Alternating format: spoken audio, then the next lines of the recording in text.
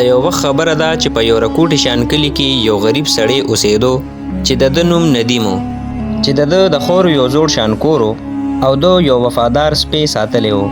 هر سحر به د ځنګل طرف ته تله او هلته به یې لرګي کټکول او هغه به یې په شا راوړل او بازار کې به یې خرڅول چې په دې باندې به د لږې شان پیسې ګټلې چې ده به په دې باندې ځان له صرف د یو وخت روټۍ او لږې شان قجورې اغشتلې.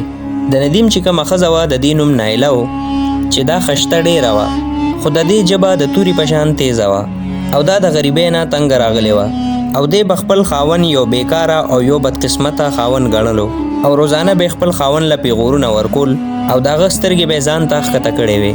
یو ورځ ډېر زیات تیز باران و.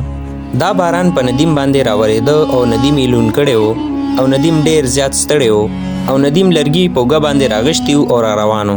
خو چې کله دې کور ته رارسېدو نو ډېر زیات حیرانه شو. د ده چې کومه ښځه وه نایله هغه ډېره زیاته غوسه وه او ده ته یې وویلې چې بېغیرته سړیه اوځه زما د کوره او ما ته اوس د ستا غوندې د بېغیرته انسان اړه ضرورت شته نه.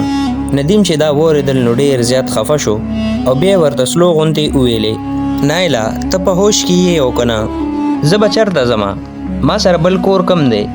نایلې په چغه راوویستله او ورته یې ویلې چې چېرته ځې ځه او تا نه خو ستا دا سپی ډېر قیمتي دي د خپل سپي سره اوسېږه ځه. ندیم چې دا واورېدل نو ډېر زیات خفه شو او په ژړا شو او دا ټولې خبرې یې په زړه ولګېدې او په زړه یې بوج شو او ده په زړه باندې دا بوج ځان سره واغشتو او روان شو. ده پسې دا سپی هم شاته سلو سلو ور روان و او دا سپی په ده باندې ډېر زیات خفه و. او بیا چې کله د کلي اخري سر ته ور ورسېدل نو ندیم هلته د یو غټ بوټي لاندې کېناستلو. بیا د اسمان طرف ته وکتل او ویې ویلې چې یا الله ما سره د دې وفادار سپي نه علاوه په دې دنیا هېڅ هم پاتې نه شو او یا الله بس یو ته ما سره یې. او د دې ځای نه بیا یو داسې کهانۍ شروعاتو شو چې دا نه د ندیم سوچ کې وه او نه د هغه د ښځې د نایلې سوچ کې وه. بیا رو نیمه شپه کېدو واله وه. ندیم د بوټي لاندې ناست او د سره خپل وفادار سپی هم ناست و هغه هم ترې کور ته نه تلو. بیا چې رو شپه تېرېدله د شپې ډېره زیاته یخني وه. بیا ندیم رو راپاڅېده او د ځنګل هغه طرف ته ور روان شو کوم کې چې به د شپې یو انسان هم نه و. بیا چې دې مخکې روانو نو ده ته یو کنډر په نظر باندې رالو. بیا ندیم دغه کنډر ته دننه ورلو او لرګي راغونډ کړه او ځان ته یې اور بل کو د دې دپاره چې د ده دا جسم ورسره لږ شان ګرم شي ځکه چې ډېره زیاته یخني وه. او بیا په ځمکه باندې سملاستو او خپل سپي سره یې خبرې کولې او ویلې چې ته د نن سبا انسانانو نه ډېر وفاداره یې زه ښه ده ته خو ما سره یې که نه کو ته سپی م یې نو کم از کم وفادار خو یې که نه. بیا نیمه شپه وه. اچانک سپی په غرارې شو او دغه سپي به د دې کنډر یو ګوټ طرف ته بار بار کتل. دا سړی چې کله راویښ شو نو دې سپي ته یې وویلې چې ولې شور کې ولې چېرته ځنګل کې ځناور دی که څنګه. دغه سپي په خپلو خپو باندې خوره راکنیستل شروع کړل. ندیم بیا د اور والا لرګی راواغشتو او جوخت ورلو خو چې دغه ځمکې طرف ته یې وکتل نو دی په زړه کې شکي شو. داسې لګېدل ته به وې ډېر کلونه مخکې دلته په دې ځمکه کې چا څه پټ کړي دي. بیا دا دواړه رایوځای شو او ځمکه کنیستل یې شروع کړل. بیا څه وخت پس دې ته یو لرګي په نظر باندې راغی. ندیم چې وکتل نو ویې ویلې چې یا الله دا خو د لرګي بکس ښکاري. بیا چې نور هم رو ځمکه راکنیستله نو په دې کې د لرګي یو صندوق پروت و او دا بکس ډېر زیات پخوانی و او دې پورې ګیر چاپېره خورې نښتې وې. بیا ندیم کوشش کو چې د دې د تاله کولو کي تاله ډېره زیاته پخوانۍ او ډېره مضبوطه وه نه کولاوېدله. بیا ورپسې د یو کاڼی راواغشتو او په کاڼي باندې کلکه کلکه وواله او دا تاله یې کولو کړله. او بیا چې کله د دې بکسې سر کولو کو نو ندیم حیرانه پریشانه پاتې شو. دې بکس کې سمه ډېره سونه وه. پخوانۍ د سونې سکې وې د سونې بنګړي و پکې د سونې امیل او د سونې والې وې پکې. ندیم چې دا وکتل نو دی ډېر زیات حیرانه شو او د ده په خپلو سترګو باندې یقین نه راتلو او دا سوچ کو چې دا زه خوب وینم او که رښتیا دي. او بیا سوچ کو چې داسې لګي چې خدای پاک زما مینت زاري واورېدل. او بیا دې کېناستو او په سترګو کې اوښکې راللې او د دې شپې نه د ده قسمت په بدلېدو شروع شو. ندیم چې دې مخکې ډېر زیات غریب و اوس دې دومره ډېر مالداره شو چې دنیا به ورته سلام کو. بیا چې کله سهار شو ندیم چې د خوب راپاڅېدو ټوله شپه د کودایي کړې وه او هغه ستړیوالی اوس هم د ده په جسم کې و. خو بیا چې کله دغه بکس طرف ته وکتل نو یو غټه ساه یې واغشته او ځان سره یې وویلې دا دولت د دنیا د خلکو نه څومره پټ وساتم نو هغومره به ښه وي او د بیا دا بکس راواغشتو او هغه ځای کې واپس په خورو کې خښ کو چې د کم ځای نه ریستی و. خو یو څو د سرو زرو سکې ترې راواغشتلې او ځان سره یې جیب کې کېښولې او بیا د بازار طرف ته روان شو. بیا دې بازار کې را روان او ډېر زیات خوشحاله و او ځان سره یې سوچ کو چې نن نه پس په ما باندې او زما په سپي باندې نور یو لږې نه تېرېږي. او بیا دې یو دکان طرف ته رالو او د ځان دپاره او د خپل سپي دپاره د خوراک سامانونه راواغشتل. او بیا دې یو داسې لار باندې واپس را روان شو چې دغه لار باندې به څوک هم نه و او ده دا کوشش کو چې ما څوک صحیح نه کړي.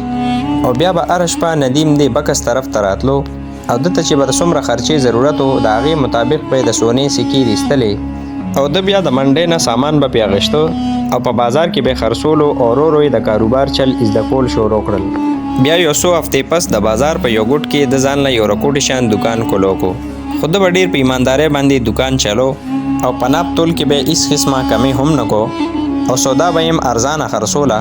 او بیا د علاقې خلکو په ده باندې ډېر زیات اعتبار پیدا شو او ده په خپلو ښو اخلاقو او په پستې ژبه باندې د علاقې د خلکو زړه وګټلو.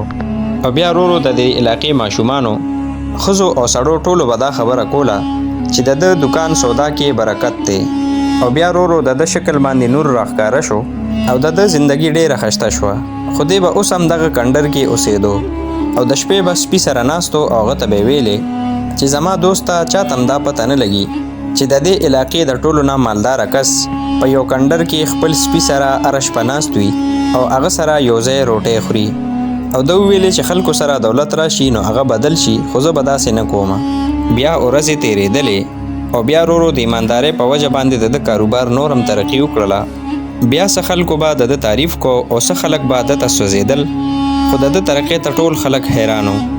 او د ده ښځه نایله به هم راتله او ده ته به یې کتل خو ده سره خو یې اوس تعلقات ختم کړي وو او طلاق یې اخیستی و او دا ډېره زیاته خفه وه او ډېره زیاته خپېمانه وه.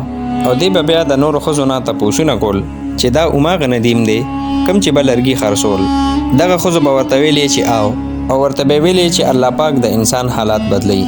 او ندیم اوس یو ایمانداره کاروباري دی. نایله به هره شپه ډېره زیاته خفه وه او ویلې به چې کاش چې دې ما د خپل کوره نه ویستی. یو شپه ندیم ناستو او کتاب یې کتلو او ښه ډېرې دواګانې یې ویلې. اچانک په دروازې باندې چا आवाज وکړو چې دې سره سپی ودرېدلو. بیا چې کله ندیم دروازه کلو کړله نو بهر نایله ولاړه وه چې هغه ډېره زیاته خفه وه او د هغې په سترګو کې ډېره زیاته خپېمنتیا وه. بیا هغه رادننه شه او ویلې چې سلام علیکم. ندیم چې د دې مخ ته وکتل نو د دې په مخ باندې خفګان او ډېره زیاته خپېمانتیا وه او دې کې اوس هغه زوړ غرور نه و. ندیم ورته وویلې چې وعلیکم سلام، په دې ټیم دلته څه له راغلې؟ نایلې ورته سلو غوندې اواز باندې وویلې چې معافی غوښتو له راغلی یم او ما چې څه کړي و ښه مې نه و کړی، ما ظلم کړی و. ندیم یو ځل اراده وکړله چې ورته وایم چې دننه راشي. ندیم ورته وویلې که زه تا معاف هم کم نو زما په زړه باندې به هغه زخمونه همیشه دپاره وي او د دې څه پته لګي، دا خو به وروسته پته لګي چې څوک خپل خیجي او څوک خپل نه. بیا نایله لږ وخت دپاره چپ ولاړه وه او بیا ورو ورو د کور نه بهر طرف ته راووتله. په بله ورځ چې ندیم د کنډر نه بهر ته راووتو نو حیرانه شو چې نایله لګیا وه او جارو یې وخله او ندیم له یې د کور کار کو لګیا وه. ندیم ورته وویلې چې ته دا کارونه ولې کې؟ تا ته خو ما نه دي ویلې دا کار. نایلې سر اوچت کړلو او د دې په سترګو کې ډېره زیاته خپېمانتیا وه او ویلې چې ما ته د خپلې غلطۍ احساس شوی دی. د انسان اصل قیمت دولت نه دی بلکې زړه ته کتل پکار وي او ما ډېر غټ غلطۍ کړې چې تا سره ما بد اخلاقي کړې وه. ندیم غلی ولاړو او د دې دا خبرې اورېدلې، د دې ټولې خبرې یې واورېدلې خو بیا هم د دې دپاره په زړه کې ځای پیدا نه شو او بیا لږ وخت پس دې ته وویلې چې دولت خو د لاس خیرې دی، کله به وي او کله نه، او د یو سړي مال حال ته کتل نه دي پکار، د هغه زړه ته کتل پکار دي. که ستا زړه کې زما دپاره مینه وه او تا ته زه ګران ومه نو په هغه شپه به تا زه د خپل کوره رابار کولو منه. د نایلې په سترګو کې اوښکې راللې او ژړلې او ویلې چې هغه ټیم زه د دولت لالچ پسې لاړمه او هغه وخت د دولت د لالچ د وجې زما زړه کلک شوی و او نن لګیا دی ما ته د هغې سزا میلاویږي. زما دپاره یو بله موقع نشته چې راکې. ندیم ورته په ډېر غور غور کتل او بیا ندیم غلی شو، هېڅ یې ورته ونه ویلې او دغه خپل کنډر ته واپس وردننه شو او بیا یې دروازه بنده کړله او بیا لاړلو او په خپل زوړ پوزکي باندې کېناستو او ځان سره یې سوچ کولو چې دا ښځه په ریشا باندې د زړه نه توبه کوي یا دا چرته زما دولت پسې راغلی ده. دته بیا هغه شپه رایاده شوله چې په کومه شپه باندې دې د کوره ایستی و، چې په کومه شپه باندې د سره د اوسېدو دپاره نه کور او نه ورسره پیسې وي، بس صرف خپل یو وفادار سپی و ورسره. بیا ندیم په سوچ کې تلی و چې وی کتل نو د ده هغه وفادار سپی د ده طرف ته را روانو او راغی د ته غېږ کې کېناستو او ندیم ځان سره سوچ کو چې هغه ښځه کومې چې په غریبۍ کې او په سخت وخت کې زه پرېښودې وم نن د پیسو دپاره واپس راغلی ده. بیا ندیم د خپل وفادار سپي په سر باندې لاس وخلو او وی ویلې چې زما په کور کې صرف د هغه خلکو دپاره ځای دی کوم چې په سخت وخت کې ماله لاس راکړی و او زما مدد یې کړی و. بیا ندیم په تیز اواز کې وویلې چې زما او ستا په منځ کې چې کومه رشته وه هغه اوس ختمه شوې ده او ما ته معاف کړلې، خو د زړه مثال د شیشې په شان دی، دا چې کله مات شي نو واپس زر نه جوړیږي. نایلې چې کله دا واورېدل نو ډچ پې ولګېدلو او سلو غوندې ورته وویلې که ته غواړې نو زه به ستا دلته نوکره شمه او تاله به د کور کار کوم.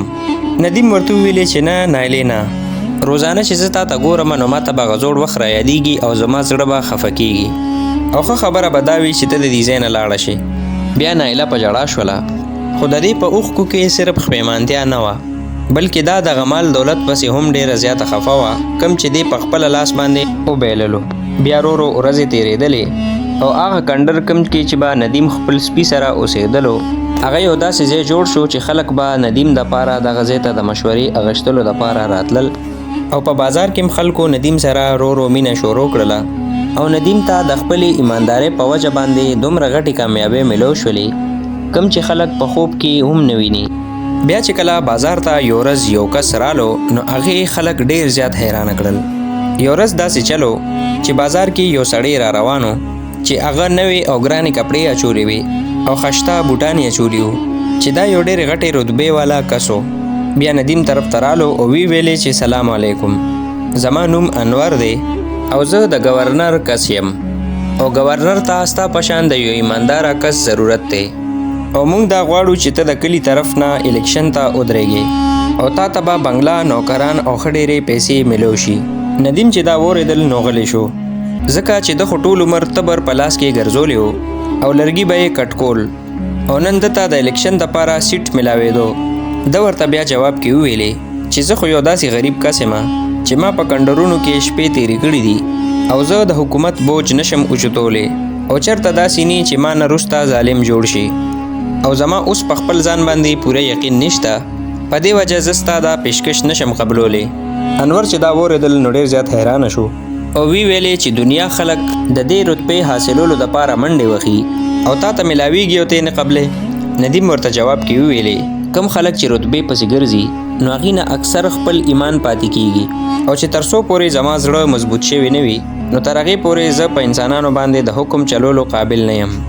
د کلي خلکو چې باده ته کتل نو ورو د کلي خلکو د سره نفرت شروع کړلو او دا سوچ به کو چې دا هماغه کس دی کوم چې خپلې ښځې د کوره ایستی و او بیا به دې په یو کنډر کې اوسېدلو او د نن دومره غټ انسان جوړ شو.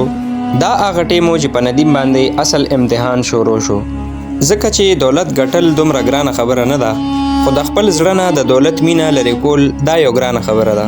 په دې ډک بازار کې یو کس و چې د ده نوم حارث و چې دا د زړه نه یو تور انسان و او د ده په زړه کې به د هر چا دپاره نفرت و چې هغه به د مسالو او د مالوچو دکان چلو او ده چې به ندیم دولت ته کتل نو نیم نیم به ورته نه پاتې کېدو او د ده په زړه کې د ندیم دپاره ډېر زیات نفرت و. یو ورځ د خپلو دوستانو ته وویلې چې دې کس پسې لټون کول غواړي، داسې اچانک دې څنګه مالداره شو او یو ورځ دې ما کتلی و چې دې لګیا او په یو کنډر کې یې کنده کوله. خلکو چې دا واورېدل نو حیرانه شول. بیا حارث خلکو ته دا وویلې چې ده ته چېرته پټه خزانه میلو شوې ده او ده چې دغه کنده کوله دغې کې ده ته چېرته خزانه راوتې ده، دا ځکه خو دې داسې زر مالداره شوی دی. او بیا ورو دا خبره خورېدله چې څو ورځې پس دا خبره د کلي د یو بدماش سړي غوږ ته رارسېدله چې دا یو ډېر خطرناک او ډېر بدماش کس و او دې بدماش سړي په زړه کې ځان سره وویلې چې دا خزانه به زما نه څوک هم وانخلي او که دې خزانې حاصلولو دپاره زما سر هم ځي نو زه به پرې ورکوم خو دا خزانه به حاصلوم. بیا یو شپه دا بدماش سړی د نیمې شپې د ندیم د کنډر شان کور طرف ته رالو او بیا یې په کړکۍ کې دننه وکتل چې دننه ندیم په چټایۍ باندې ناست و او دغه سپي له روټۍ ورکوله او د سره داسې خبرې کولې ته به وې دا چېرته د ده پخوانی دوست دی. بیا حارث ندیم طرف ته په غوسې او په نفرت باندې کتل او ځان سره ویلې چې داسې بېوقوف انسان داسې زر څنګه مالداره کیدی شي. د سره ضرور خزانه ده او دا خزانه چې هر ځای کې وي زه به یې ځان له روباسم. بله ورځ دغه بدماش سړي خپلو کسانو نه کاروباریان جوړ کړل او د ندیم طرف ته یې په بانه باندې ورولېږل. دا خلکه ندیم طرف ته رالل او خبرې ورسره شروع کړلې او دی دا کوشش کو چې په چل ول کې او په خبرو کې د ندیم د خولې نه دا خبره وباسي چې خزانه د چرته پټه ایښې ده. خو ندیم د شکل نه ډېر زیات ساده ښکارېده خو هغه د دې نه ډېر زیات هوښیار و او ندیم د خپلې خولې نه یو خبره هم ونه ویستله د خزانې باره کې. بیا چې کله د بدماش سړي دا چال ناکام شو نو هغه یو بل چال جوړ کو. هغه بل یو کس چې د هغه نوم قاسم و د ندیم طرف ته یې رولېږلو او ورته یې ویلې چې ته به ندیم سره خپله دوستانه جوړه کړې. قاسم د ندیم طرف ته رالی او ورته ویلې چې زه یو غټ کاروباري یم او په بازار کې دکان کلاول غواړم. بیا د ندیم ښه ډېر تعریفونه وکړل او ورته ویلې چې زه دا سوچ کوم چې په دې کاروبار کې تم ما سره شریک شي او ځمکه به خرڅه کړو او په بازار کې به یو غټ دکان کولو کړو. ندیم ورته په جواب کې ویلې چې ما ته صفا خبره وکړه ستا اصل ملګری څوک دی او ته چا زما طرف ته رالیږلې او ستا اراده څه ده. قاسم ورته ویلې چې نه زما زړه صفا دی او زه تا سره کاروبار کول غواړم. خو ندیم دومره هوښیار و چې د ده په خبرو باندې پوه شو او ورته یې ویلې چې ته رښتونی یې نو د کاروبار خبرې ما سره په دې ځنګل کې ولیکې. راځه چې یو غټ جومات کې کینو ښه ډېر خلک به کینو او د خلکو په مخ کې به خبره وکړو او لیکل به هم خپل منځ کې وکړو. قاسم چې دا واورېدل نو ډچ پې ولګېدلو او ورته یې ویلې چې ته په ما باندې بروسه نه کې. ندیم ورته په جواب کې ویلې چې زه صرف په الله تعالی باندې بروسه کوم او ستا غوندې چالاک انسانان ما له ډېر راغلي دي او زه داسې خلک ډېر ښه پیژنم. بیا ندیم خپل سپي ته اشاره وکړله او هغه هم راغی ندیم سره خوا کې کېناستو او بیا ورته ندیم وویلې چې ته کومې خزانې پسې ګرځې هغه چېرته ځمکه کې دننه پټه نه ده بلکې هغه په صبر او په ایماندارۍ کې ده او ته ځان ایمانداره جوړ کړه الله تعالی به تاله هم ډېره ترقي درکړي. قاسم چې کله پېښ شو چې ده له زه اوس توکه نشم ورکولی نو واپس دغه بدماش طرف ته رالو او هغه ته یې ټوله خبره وکړله. دغه بدماش سړی غوسه شو ویلې چې په چل ول د ده نه خزانه رو نه وتله نو اوس په د ده نه موږ په زور باندې خزانه اخلو. بیا په دغه شپه باندې د بدماش سړي 3 نور بدماشان هم راوستل او هغې ته یې وویلې چې نن به ځو او په نن شپه باندې به د ندیم خزانه راپټو. ټول بیا په تیاره کې روان شول او د ندیم هغه کندر شان کور طرف ته ور روان شول او دی چاکوان او ډانکي ځان سره راغشتي وو. بیا د بدماش سړي خپلو ملګرو ته وویلې چې موږ به په دغې باندې دننه ورځو او چې دننه ورشو نو یو کس به دروازه بند کي او بل به کړکۍ بند کي چې ندیم موږ نه بهر طرف ته ونه تښتي. او دی چې بیا کله کړکۍ طرف ته ورجوخ شول نو دغه سپی کړکۍ کې رووتلو او دغه سپی ډېر زیات غوسه و او بیا دې کسانو پسې شو او دې کسانو کې یو کس رونیولو او چکونه یې پې ولګول او دې بدماش سړي نه یې سمې چغې وویستلې چې په دې باندې د دې بدماش سړي د لاس نه هغه چاکو لاندې پرېوتلو. ندیم دننه کور کې پروت وده و چې په دې شور باندې راویښ شو. دې چې څنګه د کوره بهر رووتلو نو ده وکتل چې دغه بدماش سړی منډې وهي لګیا دی. ندیم ورته چغه ووهله چې تاسو خزانې پسې راغلی یې او دا خزانه به رانه وانخلې او دا سپی د بدماشانو پسې شوی و او ښه ډېرې منډې یې وله ورکړلې. او بیا چې د کلي خلکو د سپي د غوباري اواز واورېدل نو ټول خلک بهر ته راووتل او ټولو ته پته ولګېده چې دا بدماشان خلک غلا له تلي وو. په سبا باندې د کلي ټول مشران رایوځای شول او دا بدماش سړی راوستی و چې دې په لاس باندې سپي خوړلی و. مشرانو ته تپوس چې کله وکړو نو ده ورته بیا ټوله خبره وکړله. بیا یو مشر سړی د ندیم طرف ته مخکې رالو ویلې چې موږ داسې وفادار سپی چېرته هم نو کتلې خو د هغه نه هم زیات وفادار ته یې د خپل زړه او خپل مال لپاره وفادار. بیا بل مشر سړی د طرف ته رالو او ویلې چې ته یو ایماندار انسان یې. بیا د دې کلي قاضي په تیز اواز باندې ویلې چې دا بدماش سړی دی د کلي نه بهر شي او د ده چې کومه ځمکه ده دا ټوله به ندیم لا په انعام کې ورکړل کېږي او دا فیصله د حکومت فیصله ده. او بیا د دې شپه په وجه باندې ندیم ته ښه ډېره ځمکه هم میلو شوله او د کلي خلکو په ده باندې بروسه نوره هم زیاته شوله او بیا دا سپی په ټوله علاقه کې په وفادارۍ باندې مشهور شولو. ندیم ته چې کومه ځمکه میلو شوې وه په هغې کې رکوټې شان بازار کولو کو او دې ورو نور هم کامیابه شو او په علاقه کې نور هم مشهوره شو. بیا یو ورځ سحر ټیم و چې د ده ښځه نایله په یو لاره باندې روانه وه چې په دغه لار باندې ندیم هم ولاړو. نایلې چې ندیم ته وکتل نو جوخته راله او ویلې چې ما اورېدلي دي چې تا ته نوره ځمکه هم میلو شوله او ته دغه بدماشانو نه الله تعالی بچ کړی. په دې باندې زه ډېره زیاته خوشحاله یم او ستا په کامیابۍ باندې زه خوشحاله یم او الله تعالی دې ستا دا کامیابي نصیب کړي او ډېر ډېر دې مبارک شه. بس دی وویلې او د ده ښځه نایله واپس روانه شوله چې په دې کې ولا ندیم आवाज ورکو ورته ویلې چې دی خوا راشه. ورته ویلې چې اوسه پورې ما ته خپل ځان نه بیله ساتلی وي، بس همدا ستا سزا وه، نن ستا سزا ختمه شوله او راځه چې کور ته ځو. دې ښځې ورته وویلې چې نه، زه یو لالچي انسان یم او زه ستا لایقه نه یم. ندیم ورته وویلې چې نه خیر دی، ما ستا په سترګو کې پیمانتیا صحیح کړله او انسان نه خو خیر دی غلطي کیږي، بس داسې غلطي بیا کلم زندګۍ کې مه کوه. بیا دې له غاړه ورکړله او کور ته یې راوستله او دوی یو نوې خشته زندګي شروع کړله او خشته په خندا خوشحالۍ باندې او په مینه باندې به یو بل سره وخت تېروه.